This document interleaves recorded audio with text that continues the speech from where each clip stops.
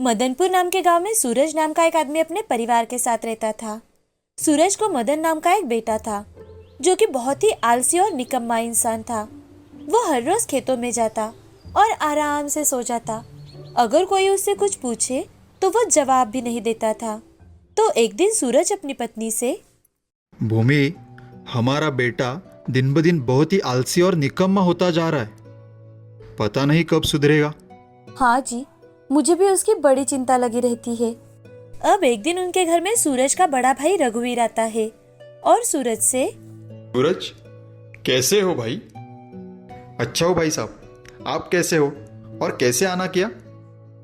सूरज, तू तो जानता है कि मेरा बेटा शहर में जॉब पर लग चुका है और अब मुझे कोई काम भी नहीं होता। तो मैं सोच रहा था कि क्यों ना अपनी भैंस को बेच दूं। अगर तुम्हारी नज़र में कोई ऐसा हो जो भैंस खरीदना चाहता हो तो मुझे बताना। जी जरूर भाई साहब। रघुवीर के वहां से जाते ही सूरज मन ही मन, क्यों ना भाई साहब से मैं ही भैंस खरीद लूं ताकि मेरा निकम्मा बेटा कुछ कर सके। सूरज अपने मन की बात भूमि को बताता है और रघुवीर से उसकी भैंस को खरीद लेता है। सूरज के बार बार बोलने पर मदन भैंस का दूध निकालकर शाम के समय गांव में ही बेचने लगा। साथ ही मयूर नाम के एक इंसान के गांव के बाहर हाईवे पर चाय की दुकान थी जहां मदन सुबह दूध बेचकर आता था। लोग भी उसके भैंस के दूध की प्रशंसा करते। अब धीरे धीरे उसके पास पैसे आने लगे तो उसके मन में लालच आने लगा। एक दिन वो मन ही मन, क्यों ना मैं दूध में थोड़ा पानी डाल दूं ताकि मुझे और पैसे मिल सके। दूसरे ही दिन से मदन दूध में पानी डालने लगा। अब वो हाईवे पर 2-3 ढाबों पर दूध बेचने लगा। महीना 2 महीना गुजर जाने के बाद मदन अपने दूध में पानी की मात्रा को बढ़ाने लगा। तो एक दिन गांव की एक औरत, मदन भैया, आजकल आप कुछ दूध अच्छा नहीं देते।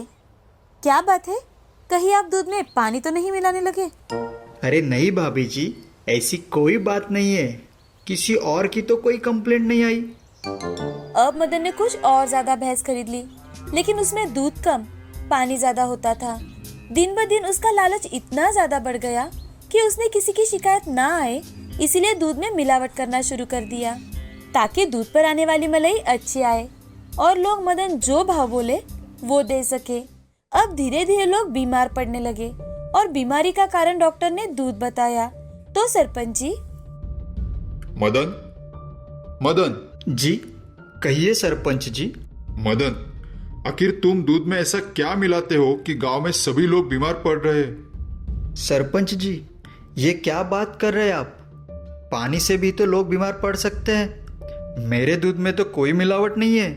जैसे ही मदन ने मिलावट शब्द का इस्तेमाल किया कि तभी सरपंच जी मन ही मन, अरे ये मदन मिलावट का नाम ले रहा है। मैंने तो कुछ ऐसा कहा ही नहीं। कहीं ये मिलावट तो नहीं कर रहा अपने दूध में? अब जैसे ही मदन गांव में घर घर जाकर दूध डालकर घर आता है तो सरपंच जी वो सारा दूध इकट्ठा कर शहर में टेस्ट के लिए भेज देते हैं। 2-3 दिनों से सरपंच जी सिर्फ और सिर्फ उसी पर नजर रखे हुए थे, लेकिन मदन को ये बात पता ही नहीं थी। वो सुबह उठता, भैंस का दूध निकालता और उसमें मिलावट कर पानी मिला देता और गांव में घर घर जाकर बेच आता और आराम से अपने खेतों में सो जाता था। अब जैसे ही शहर से दूध टेस्ट का रिजल्ट आया तो सरपंच जी कुछ करे उससे पहले ही गांव में पुलिस आ जाती है और मदन के खेत में जो घर था वहां जाकर उससे, मदन, मदन, क्या क्या बात है सर? और आप मदन को क्यों आवाज लगा रहे हो? आपके बेटे ने दूध में की मिलावट के कारण एक की मौत होते होते वो बच गया। उसे हमारे साथ चलना ही होगा। पुलिस की बात सुनते ही मदन वहां से भागने की कोशिश करता है, लेकिन पुलिस वाले उसे पकड़ ही लेते हैं और गांव वाले उसकी अच्छे से पिटाई करते हैं। इस कहानी से हमें ये सीख मिलती है कि लालच करना अपने आप के पैर पर कुल्हाड़ी मार लेना होता है।